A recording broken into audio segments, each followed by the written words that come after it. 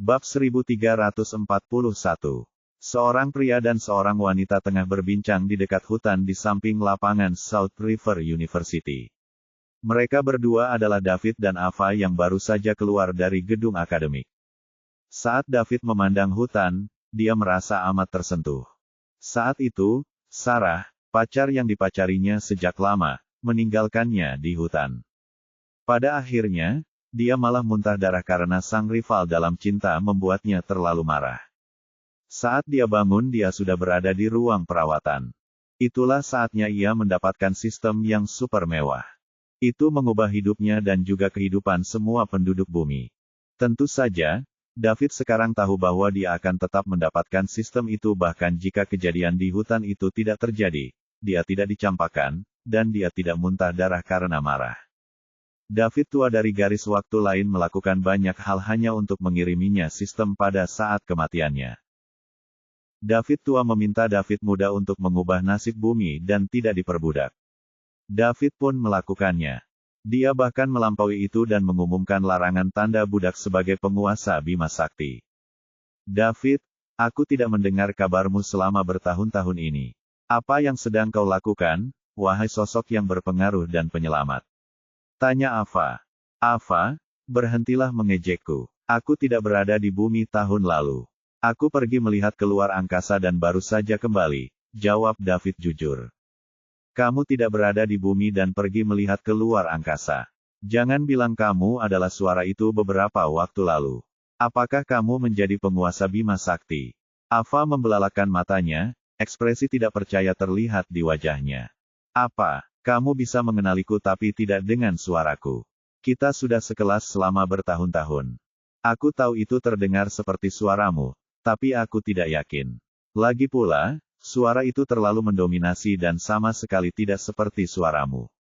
Ya, tidak. Mungkin aku masih menjadi pengantar barang untuk teman-teman sekelasku, kata David sambil tersenyum. Tertawa kecil. Jangan katakan itu. Kau sekarang adalah tokoh berpengaruh dan kau adalah penyelamat seluruh penduduk bumi. Kau lihat patung itu. Banyak tempat yang memilikinya, dan jika ada yang berani menjelek-jelekkanmu sekarang, mereka akan dihukum. Akan diserang oleh banyak orang. Ava menunjuk patung di tengah lapangan dan berkata. Cukup sudah, Ava. Bagaimana denganmu? Mengapa kamu menjadi dosen di SRU? Aku tidak ingat kamu punya ambisi seperti itu. Aku samar-samar ingat kamu ingin kuliah di luar negeri, kan? Tanya David. Apakah kau percaya padaku jika aku bilang aku menunggumu? David tercengang. Dia berkata sambil tersenyum, hehe, Ava, jangan bercanda lagi. David, teriak Ava dengan serius dan tiba-tiba menoleh ke arahnya. David sedikit bingung. Hah, aku tahu kamu orang yang suka bernostalgia. Tidak peduli seberapa berkuasanya dirimu atau seberapa tinggi statusmu, kamu akan tetap kembali untuk mengunjungi alma matermu. Jadi, aku memilih untuk tinggal di sini dengan harapan bisa bertemu denganmu di masa depan. Tentu saja, aku tidak punya firasat apapun karena aku tahu kita terlalu berbeda. Di masa depan, perbedaan ini akan semakin besar. Saat itu, aku tidak memanfaatkan kesempatan itu jadi mungkin aku tidak akan mendapatkannya lagi di masa depan. Aku membenci diriku sendiri karena tidak memiliki keberanian seperti Amelia. Saat David mendengarkan pengakuan jujur seperti itu, David tidak tahu bagaimana harus menjawab. Ada apa? Apa aku membuatmu takut? Tanya Ava sambil tersenyum. Tidak. David menggelengkan kepalanya. David, kamu tidak perlu merasa terbebani. Aku hanya ingin mengungkapkan apa yang kurasakan. Kalau aku tidak mengungkapkannya kali ini, mungkin aku tidak akan punya kesempatan. Sekarang, terlalu banyak gadis yang mengagumi, menyukai, dan bahkan tergila-gila padamu. Aku hanyalah salah satu dari mereka yang biasa-biasa saja. Namun, aku tidak sama dengan mereka karena kebetulan, aku mengenalmu. Ava terdengar santai saat mengatakan itu. Dia tidak merasa canggung saat mengatakan hal itu. Mungkin dia telah melatih ini berkali-kali sebelumnya dan telah memikirkan reaksi David yang berbeda-beda. Ava, kenapa kamu melakukan ini? Kata David sambil tersenyum pahit. Bab 1342. Tidak apa-apa. Dulu, Egoku terlalu besar jadi aku tidak berani mengatakannya padamu. Sekarang setelah aku dewasa, aku sudah memikirkannya matang-matang. Aku tahu jika aku melewatkan sesuatu, aku akan merindukannya selamanya. Ini seharusnya menjadi reuni yang menyenangkan, dan sekarang aku tidak tahu harus berkata apa setelah kau mengatakan itu, kata David tanpa daya. Kalau begitu, mari kita bicarakan hal-hal lain. Amelia seharusnya bersamamu sekarang, kan? Ava mengalihkan topik pembicaraan. Jangan asal bicara. Aku punya pacar. Namanya Celia dan dia teman sekelasku di SMA. Aku berteman dengannya setelah Sarah mencampakkanku. Namun, Amelia telah menjalin hubungan dengan Celia dan para wanita, jelas David. Siapa wanita-wanita itu? Tanya Ava penasaran. Hanya beberapa teman dekat. Dan mereka semua wanita. Kurasa begitu. Tapi jangan salah paham, Ava. Kita semua berteman dan Celia adalah satu-satunya pacarku. David hanya bisa menguatkan diri dan menjawab. Pada saat yang sama, ia menekankan bahwa ia hanya punya satu pacar. David, lumayan. Kamu mau satu lagi? Ava mengejek. Ava, berhenti bercanda. Aku tidak bercanda, David. Sekarang semua orang berlatih bela diri. Ada kelas bela diri untuk murid sekolah dasar dan mahasiswa. Tentu saja, aku tidak ingin ketinggalan, kata Ava serius. Ava memiliki ego yang besar. Jika kali ini dia tidak bertemu David, dia akan menyimpan kata-kata itu di dalam hatinya selamanya. Sekarang setelah dia mengatakannya dengan lantang, dia harus memperjuangkannya untuk menebus penyesalannya. Lebih jauh lagi, Amelia juga tidak berhasil. Jadi, dia akan punya teman jika dia bergabung dengan para wanita. Ava, kali ini kita akan meninggalkan bumi dan bahkan Bima Sakti bersama-sama untuk pergi ke tempat yang aneh. Kita mungkin tidak akan kembali dalam 10 tahun atau bahkan beberapa ratus tahun. Bisakah kau menerimanya? Apakah kau rela meninggalkan keluarga dan teman-temanmu? Kepergian ini mungkin akan berlangsung selamanya, David memikirkannya dan berkata. Dia mengatakan ini karena dia tidak berpikir Ava dapat menerima hal ini. Lagi pula, tidak semua orang rela meninggalkan keluarganya demi umur panjang. Tentu saja, David melebih-lebihkan.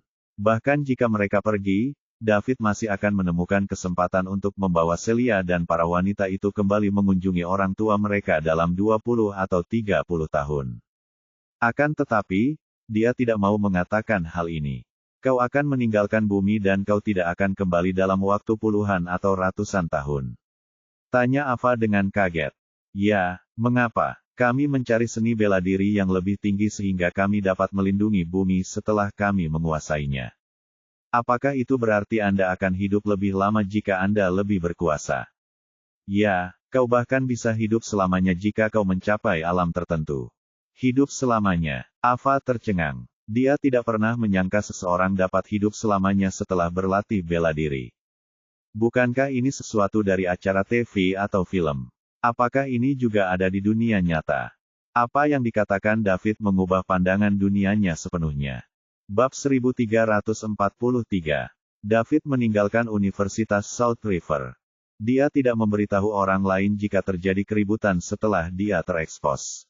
Islip Capitals akan mengeluarkan sejumlah besar uang setiap tahunnya untuk mensponsori sekolah lama David. Oleh karena itu, dia tidak perlu terlibat lagi dengan hal ini. Pada akhirnya, Ava masih belum bisa langsung memutuskan. Dia mengatakan pada David bahwa dia perlu kembali untuk mempertimbangkan hal ini. Menurut David, dia mungkin tidak kembali setelah pergi. Lagi pula, Ava sudah hidup lebih dari 20 tahun di bumi. Semua teman dan keluarganya ada di sana. Ava sungguh tidak bisa serta-merta menerima jika ia harus tiba-tiba meninggalkan semua itu untuk pergi ke tempat asing bersama David. David memperkirakan Ava mungkin tidak pergi. Tentu saja, ini juga tujuannya. Akan lebih baik jika dia tidak pergi. Dia akan mendatangkan banyak masalah bagi David jika dia pergi. Dia sudah cukup terganggu dengan hubungannya yang rumit dengan Selena dan para wanita. Bukankah akan lebih merepotkan jika Ava ikut campur? Hanya wanita baik hati seperti Celia yang tidak akan keberatan dan bahkan menolong Selena dan yang lainnya. Kalau wanita lain, mereka pasti sudah membuat keributan. Setelah keluar dari kampus, David tidak berhenti di River City. Sebaliknya, ia langsung menuju Sioux City. Dia telah tinggal di sini selama hampir 20 tahun, dan dia telah menciptakan banyak kenangan di sini. Meskipun sebagian besarnya tidak baik atau bahkan menyakitkan, semuanya sudah berlalu. David merasa dia harus kembali untuk melihat-lihat sebelum pergi. Awalnya, ia bersekolah di 2 sekolah menengah pertama. Namun, sekolah-sekolah itu tidak lagi terlihat sama. Dengan sponsor keuangan Islip Capitals, kedua sekolah tersebut direnovasi dan diperluas. Setelah melihat-lihat sekolah, David pulang ke rumahnya. Ia punya banyak kenangan masa kecil di sana. Namun, banyak di antaranya yang tidak jelas. Saat itu, orang tuanya masih ada dan hidup rukun. Sayang, sebuah kecelakaan merenggut segalanya darinya. Kemudian, David memulai kehidupannya yang mengerikan bersama Paman Bobby. Tanpa memberitahu Paman Bobby dan keluarganya, David menyelinap ke unitnya di lantai 2.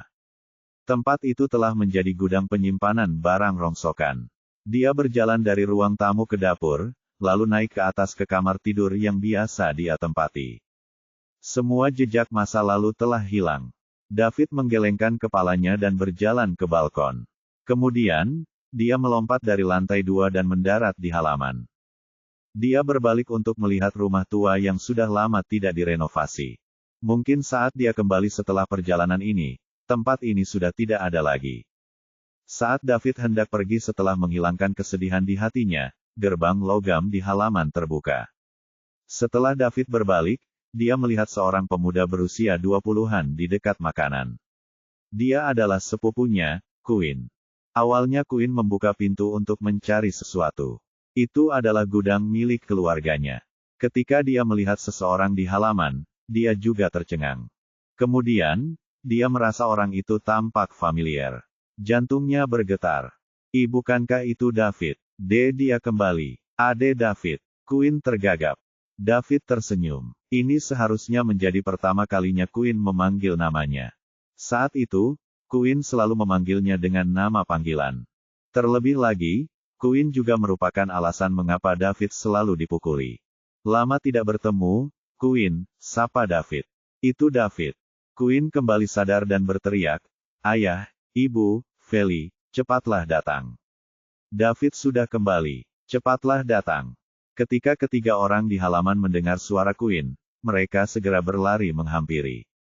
Sepasang suami istri setengah baya dan seorang wanita yang tampak berusia sekitar 27 atau 28 tahun. Mereka adalah Paman Bobby, Bibi Karen, dan sepupu Felicia. Ketiganya segera menuju pintu masuk halaman rumah David. Bab 1344. Ketika mereka melihat David, ketiganya tampak gembira. Namun, mereka tidak tahu harus berkata apa. David juga tidak mengatakan apa-apa.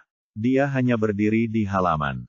Kedua belah pihak terdiam selama lebih dari 10 detik.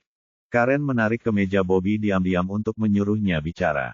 Akhirnya, Bobby memberanikan diri untuk mengatakan satu kalimat. David, kamu kembali. Aku kembali untuk melihat rumah lamaku. Kau bisa melanjutkan urusanmu. Aku harus pergi sekarang. Setelah David berkata demikian, dia melangkah maju untuk pergi. Dia tidak ingin ada hubungan apapun dengan keluarga ini. Luka yang mereka sebabkan padanya terlalu dalam. Jika tidak, David tidak akan bersikap dingin kepada mereka. Setidaknya, dia akan menutup sebelah mata seperti yang dilakukannya terhadap Paman Leslie dan keluarganya, dan meminta Bibi Diana untuk memberi mereka pekerjaan di Golden Leaf Hotel. Karen mulai panik saat melihat David hendak pergi. Dia akhirnya mendapat kesempatan untuk melihat David, jadi bagaimana dia bisa membiarkannya pergi begitu saja. Identitas David saat ini benar-benar berbeda dari sebelumnya. Satu kata darinya dapat mengubah seluruh kehidupan keluarganya. Diana adalah contohnya. Diana dan keluarganya yang beranggotakan 4 orang memiliki mobil mewah yang masing-masing bernilai jutaan, dan rumah yang mereka tinggali bernilai ratusan juta. Konon, dalam kurun waktu 2 tahun terakhir ini Diana sudah membeli sejumlah properti mulai dari harga jutaan hingga puluhan juta, dan keluarganya pun begitu makmur di River City. Bibi David, Sally, berada dalam situasi serupa. Kedua keluarga itu mengelola hotel bintang 8 yang bernilai puluhan miliar. Keuntungan mereka tiap tahunnya bisa mencapai miliaran. Setiap kali Diana dan Sally kembali ke kota Su, para petinggi kota akan menyambut mereka dengan standar tertinggi. Diana dan Sally membuat leluhur mereka bangga. Mereka sangat kaya. Karen sangat iri dan cemburu. Dia begitu cemburu hingga itu menyakitkan. Dia bermimpi menjalani kehidupan seperti ini suatu hari nanti. Bahkan Leslie yang paling muda pun diam-diam diatur untuk bekerja sebagai manajer di hotel. Keluarga mereka adalah satu-satunya yang tidak punya apa-apa dan masih tinggal di tempat mengerikan ini. Bobby dan Karen selalu bertengkar karena David. Bahkan putra dan putri mereka pun membenci mereka. Jika mereka memperlakukan David sedikit lebih baik, mereka akan menjadi orang-orang yang membuat leluhur mereka bangga dan menjalani kehidupan yang berkecukupan. Sayangnya, mereka tidak dapat memutar kembali waktu. Jika tidak, mereka akan melakukan apa saja untuk mewujudkannya bahkan jika mereka bangkrut. Keluarga mereka pergi mencari Diana beberapa kali dengan harapan dia akan mengizinkan mereka bekerja di hotel seperti Leslie. Namun, Diana menolaknya dengan tegas. Dia mengatakan David pemilik hotel itu, jadi dia tidak bisa membuat keputusan. Ketika keluarga itu melihat David kali ini, mereka bertekad untuk mendapatkan pengampunannya apapun yang terjadi. Bahkan jika mereka bersikap jahat kepada David saat itu, darah lebih kental daripada air. Ditambah lagi, itu sudah sangat lama. Mungkin orang penting seperti David telah melupakan segalanya. Karen tidak ingin hidup dalam kemiskinan lagi. Ia ingin mengendarai mobil mewah, tinggal di rumah mewah, makan abalon dan lobster setiap kali makan, dan disambut oleh orang-orang penting setiap kali ia kembali ke kampung halamannya. Bukan hanya Karen yang panik, tetapi Felicia dan Quinn juga gugup. Para saudaranya melihat kehidupan baru Bibi Diana. Siapa yang tidak menginginkan kehidupan seperti itu? Terutama Quinn. Seberapa buruknya mengendarai mobil sport senilai puluhan juta. Bab 1345. David, senang sekali kau ada di sini. Kenapa kau tidak makan malam dulu sebelum pergi? Kata Karen cepat. Ya, David, akhirnya kamu punya kesempatan untuk kembali. Tinggallah untuk makan malam, Quinn juga menimpali. Di sisi lain, ayah dan anak perempuan itu tidak mengatakan apa-apa, tetapi mereka memiliki ekspresi penuh harap di wajah mereka. Jelas bahwa mereka juga ingin David tetap tinggal. Tidak, aku sudah mengambil sisa makananmu selama bertahun-tahun dan aku sudah muak, kata David sambil menyeringai. Perkataannya langsung membuat udara sekitar jatuh di bawah titik beku. Bobby dan keluarganya tidak mengatakan apa-apa karena mereka tidak tahu harus berkata apa. Saat itu, David tidak punya hak untuk makan di meja makan bersama mereka saat dia tinggal di sana. Dia hanya bisa memakan sisa makanan mereka. Terkadang, mereka lebih suka memberi daging tambahan itu kepada anjing daripada memberikannya kepada David. David, itu sudah di masa lalu. Kenapa kau menyinggungnya lagi? Bobby tersenyum canggung. Mungkin ini masa lalu bagimu, tapi aku akan selalu mengingat masa-masa kelam itu. David menggelengkan kepalanya dan melanjutkan, tidak apa-apa kalau kamu tidak mengizinkanku makan di meja makan, tapi kamu bahkan tidak mau meninggalkan sisa makananmu untukku dan lebih suka memberikannya pada hewan. Bobby, kamu pamanku. Ayahku adalah saudaramu. Darah lebih kental dari air. Aku tidak tahu bagaimana kamu bisa melakukan itu. Meskipun kita tidak dekat, kamu menerima kompensasi $1 juta dari orang tuaku, tapi kamu hanya memberiku sisa makanan dan makanan basi. David, hentikan. Suara Bobby sedikit serak. Mungkin dia merasa menyesal dan menyesal setelah mendengar apa yang dikatakan David. Bagaimanapun, David adalah keponakannya. Saat itu dia dipengaruhi oleh Karen, dan itulah sebabnya dia menyimpan uang $1 juta itu dan menyimpan niat jahat. David mengabaikan Bobby dan mengalihkan pandangannya ke Karen. Karen, aku tahu apa yang kau rencanakan. Kau melihat Bibi Diana dan Bibi Sally menjalani kehidupan yang baik karena aku, jadi kau juga ingin ikut menikmatinya. Aku sarankan kau untuk berhenti berhayal. Mereka baik padaku, jadi mereka pantas mendapatkannya. Bagaimana denganmu? Lihatlah ke dalam hati nuranimu dan pikirkan bagaimana kau memperlakukanku saat itu. Jangan pernah berpikir untuk mendapatkan sepeser pun dariku. Perkataan David bagaikan pukulan telak bagi keluarga itu dan membuat mereka pusing. Mereka mengira seiring berjalannya waktu, David perlahan akan melupakan semua yang terjadi di masa lalu dan memaafkan mereka karena darah lebih kental daripada air. Setelah itu, dia akan bisa mendapatkan perawatan yang sama seperti Diana. Sayangnya, David ingat semua rasa terima kasih dan dendamnya. Dia akan membalas orang-orang yang berbuat baik kepadanya, dan dia juga akan membalas orang-orang yang berbuat jahat kepadanya. Jika bukan karena darah lebih kental dari air, dia akan membuat Bobby dan keluarganya membayarnya. David, sekarang kamu sudah jadi orang penting. Jadi mengapa kamu masih saja beradu argumen dengan orang-orang kecil seperti kami? Tidak bisakah kamu lebih pemaaf dan memaafkan kami? Lagi pula, kami adalah keluargamu yang masih ada hubungan darah. Kamu punya begitu banyak uang sehingga kamu tidak bisa menghabiskannya. Jadi mengapa kamu tidak bisa memberi kami sebagian dari uang itu? Karen bertanya dengan keras. Dia cemas. Dia ingin meningkatkan ini perlahan-lahan, tetapi dilihat dari perilaku David, tampaknya dia tidak akan memberi mereka kesempatan. Bagaimana Karen akan menerima ini? Keluarga, pernahkah kau memperlakukanku seperti keluargamu? Apakah orang lain memberi keluarga mereka sisa makanan dan makanan basi? Apakah orang lain meminta keluarga mereka tidur di sebelah kandang anjing? Apakah orang lain memukuli keluarga mereka saat mereka marah? Karena kau melakukan ini, kau harus menanggung akibatnya. Aku sudah sangat baik karena tidak membalas dendam padamu. Jika tidak, aku bisa menghancurkan seluruh keluargamu hanya dengan satu kata. Aku punya banyak uang dan aku tidak akan pernah menghabiskannya, tetapi aku lebih suka menyumbangkannya daripada memberimu 1 sen pun. David mencibir. David, dasar tak tahu terima kasih. Bagaimanapun juga, kami telah membesarkanmu selama bertahun-tahun. Setidaknya kami tidak membiarkanmu menjadi tunawisma atau membiarkanmu mati karena kelaparan dan kedinginan. Sekarang, kau menggigit tangan yang memberimu makan. Kau bukan manusia. Karen berteriak. Jika bukan karena kompensasi $1 juta dari orang tuaku, apakah kau akan menerimaku dengan murah hati, Karen? Kaulah yang menghancurkan keluarga ini, dasar wanita jahat. Anda, Karen menunjuk ke arah David. Dia begitu marah hingga tidak bisa berbicara. Bab 1346. Baiklah, aku tidak punya waktu untuk membuang-buang napasku denganmu. Tuhan sedang mengawasimu. Jika kamu menyakiti orang lain, kamu juga akan terluka pada akhirnya.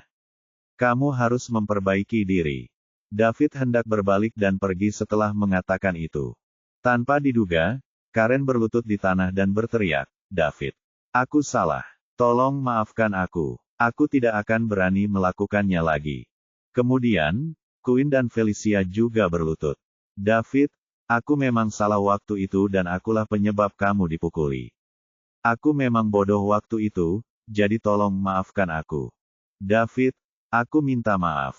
Tolong maafkan aku. Setelah Karen mengatakan itu, dia berbalik dan melotot ke arah Bobby untuk menyuruhnya berlutut juga. Ini adalah rencana yang dibahas keluarga. Jika mereka melihat David lagi, mereka akan berlutut dan memohon pengampunannya jika semuanya gagal. Selama mereka bisa mendapat perlakuan yang sama seperti Diana, mereka bisa melakukan apa saja. Bobby sedikit malu-malu dan menolak untuk berlutut. Dia merasa sedikit canggung harus berlutut di hadapan keponakannya. Namun, dia memikirkan kehidupan adiknya yang riang. Kalau keluarganya juga punya, dia pasti rela bersujud 100 atau 1000 kali demi David, apalagi sampai berlutut. Pada akhirnya, Bobby juga berlutut. Namun, ketika mereka ingin melihat reaksi David. Kemana dia pergi? Di mana dia? Saat ini, tidak ada seorang pun di depan mereka. David telah pergi tanpa sepengetahuan mereka. Dia pergi diam-diam, jadi Bobby dan keluarganya tidak menyadarinya. Keempatnya memiliki ekspresi sedih di wajah mereka. Mereka tampak sangat sedih, seolah-olah seseorang telah meninggal. Mereka tidak mendapatkan pengampunan David kali ini, jadi mereka benar-benar kehilangan kesempatan untuk menjadi kaya dalam semalam. Karen tidak menyangka David masih akan memilih mengabaikan mereka setelah seluruh keluarganya berlutut di hadapannya. Setelah melihat ke sekeliling dan memastikan David telah pergi, Karen berdiri sambil mengumpat. Pah, sungguh tidak tahu terima kasih. Dia lebih buruk dari anjing. Bahkan anjing pun mengibaskan ekornya setelah diberi makan. Bu, berhenti bicara. Ini semua salahmu. Baguslah. Mobil sportku yang seharga 10 juta itu sudah hilang sekarang, kata Quinn dengan sedih. Dasar berandal, beraninya kau bicara seperti itu padaku. Kau mau dipukuli. Kalau kau ingin mobil sport, kau harus cari uang untuk membelinya. Kalau David, si yatim piatu itu, bisa meraup untung besar, kenapa kau tidak? Aku sudah membuang-buang waktu dan tenaga untuk membesarkanmu. Ketika Karen mendengar putranya mengeluh tentang dirinya, selain impiannya yang hancur, dia menunjuk Quinn dan mulai berteriak padanya dengan marah. Bu, sudah cukup. Felicia juga ikut menimpali. Siapa yang memberimu keberanian untuk berbicara seperti itu padaku hari ini? Beraninya kalian bekerja sama untuk membalasku. Aku. Sebelum Karen bisa menyelesaikan perkataannya, Bobby memotongnya. Diam, apa kau sudah selesai? Wah. Kalian semua bekerja sama untuk menindasku sekarang, ya. Aku tidak ingin hidup lagi. Bab 1347. Saat Bobby dan keluarganya saling menyalahkan, dan Karen berguling-guling di lantai sambil mengamuk, David sudah meninggalkan halaman. Terlalu mudah baginya untuk bersembunyi dari mata dan telinga orang-orang biasa. Namun, dia mendengar semua yang dikatakan Karen. Wanita itu berubah begitu cepat. Dia hanya berlutut di tanah memohon belas kasihan, tetapi dalam sepersekian detik, dia mulai mengumpat orang lain. David sangat memahami Karen. Dia adalah tipe orang sombong yang bangga dengan reputasinya. Baginya, tidak ada yang lebih penting daripada minat. Karen pastilah orang yang punya rencana untuk berlutut tadi. Dia pikir David akan memaafkan mereka jika mereka melakukan itu karena darah lebih kental daripada air. Sayangnya, David tidak mempercayai hal itu. Ia tahu betul bahwa keluarga ini tidak akan melakukan hal itu jika tidak ada keuntungan darinya. Barangkali mereka bahkan tidak akan memandang David, apalagi mengundang David makan di rumah mereka. Karen ingin membanggakan diri dan bersenang-senang dengan uang David. Bagaimana David bisa mewujudkan mimpinya? Lagi pula, mereka masih ada hubungan darah, jadi David tidak bisa memukul mereka saat mereka sedang terpuruk. Akan tetapi, dia bisa menutup mata, Isen ELF Seska, Sigma M jadi. Ketika Karen dan keluarganya berlutut, David memutuskan untuk pergi dengan diam-diam. Jika mereka ingin dia melupakan masa lalunya, mereka seharusnya menunggu sampai David kembali ke bumi lain kali. Jika saatnya tiba, Karen mungkin sudah mati. David tidak akan merasa marah selama Karen meninggal. Setelah meninggalkan halaman, David meninggalkan kota Su dan mulai berkeliaran tanpa tujuan di seluruh negeri. Dia tidak akan kembali untuk menghadapi Celeste sendirian sebelum waktunya habis. Sekarang, situasi bumi sudah cukup ditentukan. Summerland telah menjadi tanah suci bagi semua orang di bumi. Semua orang ingin berkumpul di sini, jadi Summerland menjadi lebih hidup. David pergi ke banyak tempat yang diketahuinya. 3 hari kemudian, dia tiba di sebuah hutan terpencil di ibu kota. Disinilah Falcon, organisasi militer Summerland, dilatih. Saat itu, David biasa menerima tantangan dari Falcon di sini sebelum bergabung dengan mereka. Saat dia melangkahkan kaki di pangkalan, tim Falcon berlari keluar dari pepohonan hijau dan mengepung David. Siapa kamu? Bagaimana kamu menemukan tempat ini? Mengapa kamu ada di sini? Seorang pria yang tampak seperti kapten menanyakan 3 pertanyaan kepada David secara berurutan. Anggota lainnya berada dalam posisi bertarung. Jelas, mereka tidak mengira David masuk ke tempat ini secara tidak sengaja. Dia pasti datang ke sini dengan suatu tujuan. David memandang tim Falcon. Tren seni bela diri memang membawa perubahan besar ke bumi. Dia ingat saat pertama kali tiba di sini, tim Falcon yang bersembunyi hanya peringkat Tiger. Sekarang, yang paling lemah adalah Dragon Ranker. Jadi, ia meningkat lebih dari 1 level. Tidak apa-apa, saya kesini hanya untuk melihat-lihat saja, kata David. Lihat-lihat, Ini pangkalan militer Summerland, apa kau bisa melihat-lihat saja? Beritahu kami mengapa kau ada di sini atau yang lainnya. Apakah Lucas Brown masih di Falcon? David memikirkannya sebelum bertanya. Apakah Anda kenal Kapten Brown? Tentu saja, jika kau ingin menyelidiki lebih dalam, aku seharusnya masih menjadi Falcon. Aku berada di bawahnya saat itu. Kamu juga Falcon. Siapa namamu? Nama saya David Liddell. David Liddell. Para anggota tim memikirkannya dan tiba-tiba, ekspresi terkejut terlihat di wajah mereka. Mereka berkata dengan cepat, Tuan Liddell. Ketika mereka sadar kembali, David sudah pergi. Meninggalkan mereka hanya dengan kata-kata penyemangat. Kau cukup hebat. Kau adalah pasukan elit Summerland, jadi kau harus bekerja keras. Masih ada jalan panjang yang harus ditempuh dan kami akan membutuhkanmu untuk melindungi Summerland di masa depan. Apakah itu benar-benar Tuan Liddell? Sang kapten bergumam. Bab 1348. Tuan Liddell datang menemui kita secara langsung. Apakah aku baru saja melihat Tuan Liddell? Aku tidak sedang bermimpi, kan? Cubit aku. Hiss, lembut. Aku tidak bermimpi. Tuan Liddell benar-benar ada di sini. Tim Falcon sangat bersemangat. Itu David Liddell, seorang legenda sejati. Ia juga anggota Falcon dan Falcon sangat bangga akan hal itu. Hingga kini nama David masih terukir di papan kehormatan sejarah Falcon agar seluruh anggota Falcon mengingatnya. Jangan khawatir, Tuan Liddell. Kami akan bekerja keras dan tidak akan mengecewakan Anda. Semua anggota tim dengan gembira berteriak ke langit bersama-sama. Merupakan kehormatan terbesar dalam hidup mereka untuk melihat David dan mendengar kata-kata penyemangat darinya. Mereka dapat membanggakannya selamanya. Pada saat ini, David telah tiba di markas rahasia Falcon. Dia datang ke kantor Lucas dan langsung masuk untuk mengobrol dengan Lucas. Sekarang, Lucas sudah berada di puncak Gatranker. Setelah meninggalkan Falcon, David pergi ke Summerland National Special Task Force. Setelah selesai, dia pergi ke kediaman Mason untuk mengobrol dengan Mason cukup lama. Keesokan harinya, David pergi ke Dark Chapel. Tempat ini sudah menjadi bagian dari Summerland. Namun, Killer dan Paul masih bertanggung jawab atas tempat ini. Mereka bekerja untuk David, jadi tidak ada seorang pun yang berani mengusir mereka. Saat ini, di lantai atas gedung 88 lantai di Capital City. Seorang wanita cantik berusia 30-an yang begitu cantiknya hingga mampu memikat semua makhluk hidup duduk di sofa. Kepalanya tertunduk saat dia membaca informasi di tangannya. Di sampingnya ada seorang laki-laki, dan tidak diketahui apa yang dikatakannya kepadanya. Pria itu sesekali akan mencuri pandang ke arah wanita dengan ekspresi tergila-gila di wajahnya.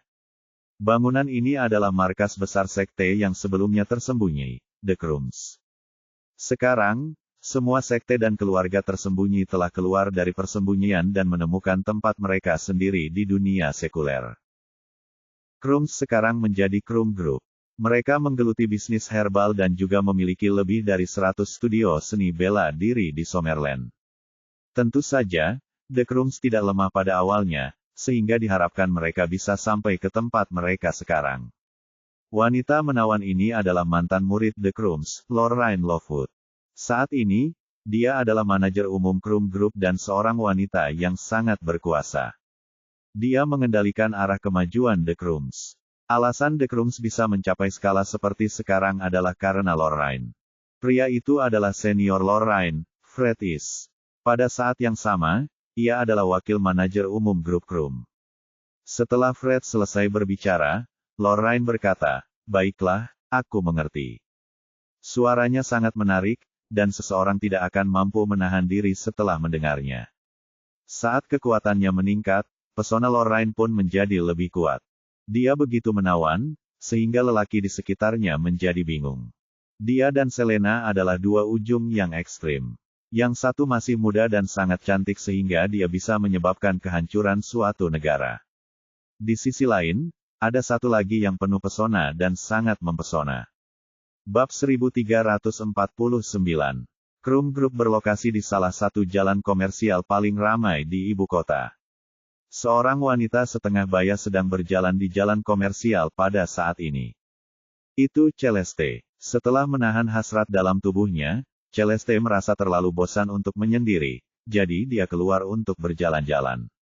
Dia akhirnya sampai di sini setelah beberapa hari.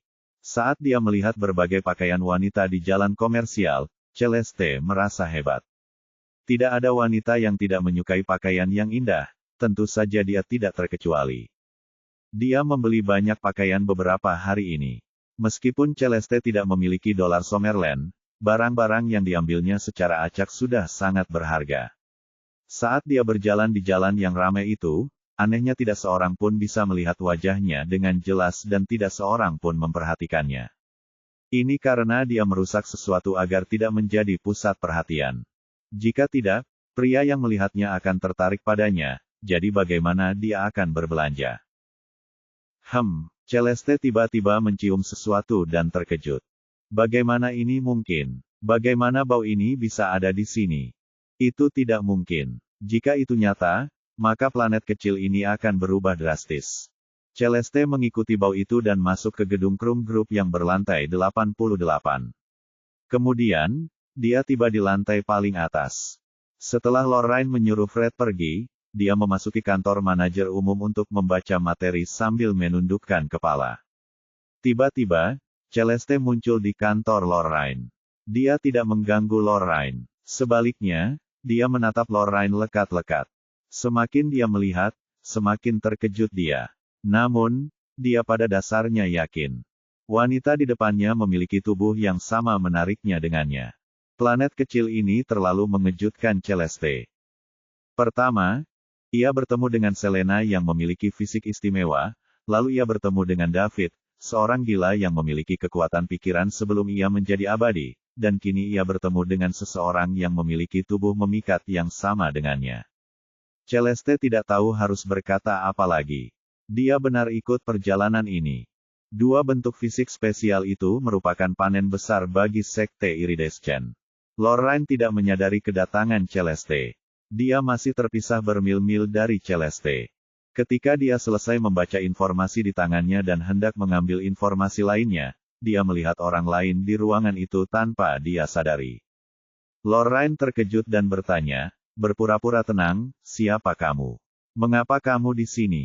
Siapapun yang bisa memasuki kamarnya tanpa bersuara pastilah seseorang yang luar biasa. Celeste tidak menjawab pertanyaan Lorraine. Sebaliknya, dia bertanya, siapa namamu? Saya Lorraine Lovewood. Setelah Lorraine menjawab itu, dia tiba-tiba menutup mulutnya. Dia tidak dapat mengendalikan dirinya. Dia tidak ingin menjawab pertanyaan wanita itu tetapi mulutnya menjawab pertanyaan itu tanpa kendalinya. Siapakah wanita cantik yang muncul entah dari mana ini?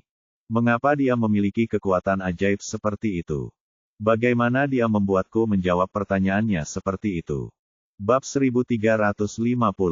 Lorraine, nama yang bagus. Namaku Celeste Star. Kamu bisa memanggilku Celeste untuk saat ini, dan kita akan membicarakan bagaimana kamu harus memanggilku nanti. Celeste mengulurkan tangannya. Lorraine juga mengulurkan tangannya, dan keduanya berjabat tangan sebentar. Celeste, bagaimana kau bisa masuk ke sini? Apa yang kau lakukan di sini? Tanya Lorraine. Cukup mudah untuk masuk ke sini, bukan? Tentu saja aku datang ke sini untukmu, jawab Celeste sambil tersenyum. Kenapa? Kurasa aku tidak mengenalmu. Kamu tidak mengenalku sebelumnya, tetapi sekarang kamu mengenalku, kan? Dan kita akan punya waktu untuk bergaul di masa depan. Celeste, aku tidak begitu mengerti apa maksudmu. Biar ku beritahu ini, kita adalah orang yang sama, jadi kau hanya bisa mengikutiku. Jika tidak, hasil dari masa tinggalmu di sini akan menyedihkan. Lorraine menggelengkan kepalanya untuk mengatakan bahwa dia masih tidak mengerti. Celeste hanya bisa menceritakan beberapa informasi dasar tentang tubuh yang memikat itu. Celeste telah memasang segel di sekeliling kantor, jadi tidak ada seorang pun yang akan datang mengganggu mereka. Begitu Celeste selesai berbicara, Lorraine tercengang. Apakah ada bentuk tubuh yang aneh seperti itu di dunia? Meskipun dia sangat enggan mempercayai apa yang dikatakan Celeste, dia memang mengalami banyak gejala yang disebutkan Celeste. Oleh karena itu, dia tidak punya pilihan selain mempercayai Celeste. Apakah kau berkata jujur, Celeste? Tanya Lorraine dengan kaget. Tentu saja, kenapa aku harus berbohong padamu? Dan begitulah aku. Lalu apa yang bisa saya lakukan untuk menjadi normal? Apa maksudmu dengan normal? Kau ingin bisa bersama seorang pria? Celeste tertawa. Celeste, berhentilah menggodaku. Aku hanya ingin menjadi orang normal. Mengenai apakah aku ingin bersama seorang pria, itu tergantung pada apakah aku bisa bertemu dengan orang yang tepat. Jika tidak, aku lebih baik melajang seumur hidupku daripada berkompromi. Oke, lumayan. Kamu punya keunikan, seru Celeste. Ngomong-ngomong, Celeste, kamu baru saja bilang kamu ingin aku ikut denganmu. Kita mau kemana? Tanya Lorraine. Tinggalkan planet ini. Kita akan pergi ke kota kelahiranku. Tempat itu akan menjadi panggungmu. Meskipun tubuh yang memikat membawa banyak ketidaknyamanan dalam hidup, tubuh itu juga memberi kita bakat yang unik. Lorraine terkejut. Meninggalkan planet ini. Apakah ini berarti wanita cantik di hadapanku ini bukan dari bumi? Bagaimana itu bisa terjadi? Celeste, kau bukan dari bumi. Tanya Lorraine dengan mata terbelalak. Tidak, aku berasal dari peradaban tingkat tinggi yang makmur, tetapi bumi, planet kecil yang hidup ini, sangat mengejutkanku. Terkadang aku benar-benar ingin meledakkan bumi untuk melihat apakah ada sesuatu yang tersembunyi di inti bumi yang dapat menciptakan planet yang luar biasa seperti itu, Celeste mendesah. Menghancurkan bumi. Apa yang harus aku lakukan? Lorraine bingung sejenak. Bumi telah mengalami 2 bencana mematikan yang disebabkan oleh alien. Jadi semua orang punya kesan buruk tentang alien. Sekarang, Lorraine bahkan bertemu dengan alien yang ingin menghancurkan bumi. Jika dia benar-benar berhasil, apa yang akan terjadi pada penduduk bumi? Lorraine hanya ingin menyebarkan berita itu sekarang. Sekarang hanya David yang bisa menyelamatkan bumi. Namun, Lorraine tahu dia tidak mempunyai kesempatan di hadapan wanita cantik ini. Celeste merasakan bahwa Lorraine sedang dalam keadaan tegang luar biasa. Jadi, dia bertanya dengan geli, apa yang terjadi, Lori? Kau tidak benar-benar berpikir aku akan meledakkan bumi, kan? Aku hanya bercanda. Dibandingkan dengan yang lain, kalian bertiga lebih berharga bagiku.